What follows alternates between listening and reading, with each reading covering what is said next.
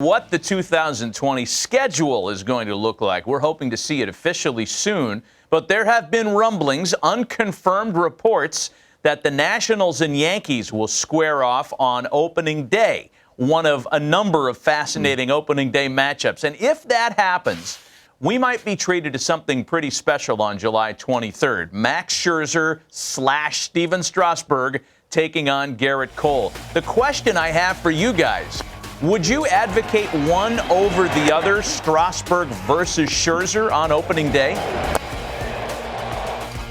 I'll start first, Carlos. I would have said, since Strasburg was the MVP of the World Series, he probably deserved that right to start. But it's going to be so different not having fans in the stands.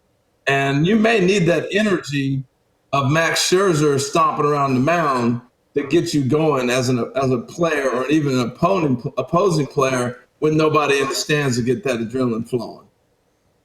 Well said, Harold. I mean, I would agree with that. I would second that. I mean, Mark Scherzer has earned the right. I'm not saying that Strasburg, with the outstanding performance in the World Series and being the MVP of that championship, look, yes, he deserves it. But when you're talking about, that pillar in that organization, it has to be Scherzer, still is. So I would expect that he's the one who's going to start on opening day. Yeah, that's a no wrong answers question for sure. And we're all just hopeful that that's what's going to happen, that we get to watch Garrett Cole against one of those guys on July 23rd. So again, there's nothing official on the schedule.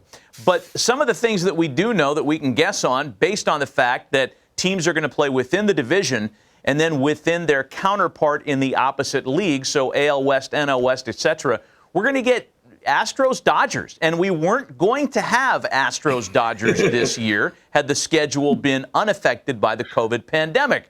You know that there are Dodger fans chomping at the bit for this since 2017, the cheating scandal that we've suddenly taken our eyes off of because of other important things happening in the world. This is going to be appointment television, Harold. I can't wait.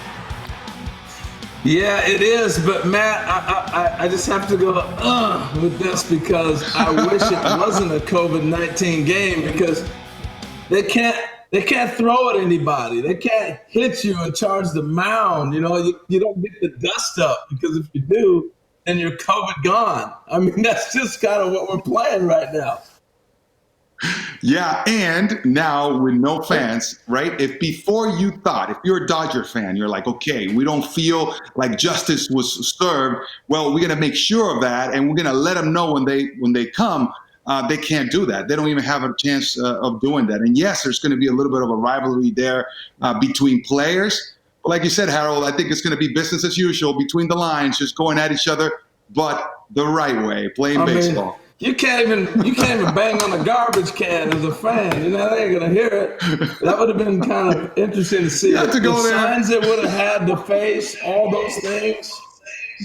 Escape. Well, look, without the fans, it certainly changes the way that's going to feel. But remember, Cody Bellinger wasn't shy about expressing how he felt. Justin Turner wasn't shy. On the other side, Carlos Correa defended his guy. So it'll be interesting to watch. Removing the fans also kind of changes the dynamic when Madison Bumgarner faces the Giants as a member of the Arizona Diamondbacks. Carlos, this is going to be fun to watch for fans, but again, without the fans in the ballpark, does it have that same kind of effect on the field?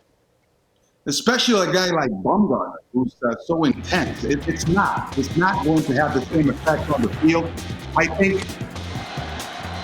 what's important here is the fact that, he's going to go he's going to be himself, but without the fans, I'm telling you, it just takes the wind out of his sails a little bit. But I still expect to see that intensity regardless. It's just who he is. You know what's going to be so interesting is all the sounds you hear. I mean, Matt, you've been in enough ball games, Carlos, same stadiums. When we go to extra innings and the fans filter out, you start hearing more and more sounds. And you imagine nobody in the stands, this trash talking you might get from the other side of the dugout. Quit yelling at people. Everybody's going to hear it now. And it's going to be pretty interesting to see the interactions with players and really being able to hear them interact on the field. Well, And hey, guys, I'll say this, Maddie. How about if you're an umpire, right? We say, oh, rabbit ears. You're hearing too much from the dugout. Well, now for real, you're gonna have rabbit ears because you're gonna hear everything that is said from the dugout. So it's gonna be interesting. I like where you guys are going with this. I mean, we really have to embrace the uniqueness of this season. And it's going to feel weird with no fans. But you're right. An unintended benefit is the fact that those mics on the field are going to pick up everything. And we're going to hear things that we never would have heard before. And that's going to be awesome. I mean, remember, Matt, a few years ago, like 7 years or so ago, we did that microphone game only, one of Tony Petitti's deals. Yeah. You broadcast that game, no broadcasting, so to speak. Imagine the sound you're going to get to hear for baseball. This may be one of the great blessings in disguise. I mean, I'm still frustrated with the fact that we don't put microphones on players.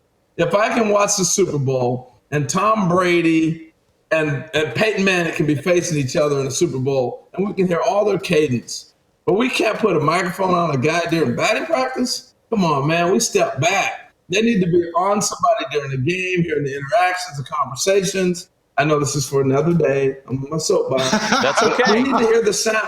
We need to hear the sound of the game. The sounds of the game are what make the game great. And we're going to hear a lot of that now, and maybe this will change things. You're preaching to the choir on that one. Hey, there's one last kind of matchup I want to put in front of you guys here because you mentioned like the arguments with umpires. Joe Girardi's been known to let it fly with an umpire before, and Joe Girardi in Philly now is going to have a chance to manage against a team that he led to a World Series as a manager, won a World Series with as a player. Phillies versus Yankees. Carlos, give me your first thoughts on this one. Oh, I know that's going to be a very emotional moment for Joe. Look, this is the place where he had his whole entire career. He had so much success as a player. Obviously he played for all the teams, but I remember Joe Girardi with a Yankee uniform on. Then as a manager, having success as a manager, winning championships. Going back to New York is going to be a very special night for him. But this time he's going to be in the opponent's dugout. So that's going to be an interesting watch as well. But I don't expect anything less from him. It's going to be the same intensity. He's going to go out there just trying to give it back to them. Trying to beat the Yankees. So that's just who he is. He's going to want to win that game. And how about Didi? Didi's going to go back and play against the Yankees. He never thought that was going to happen when he signed.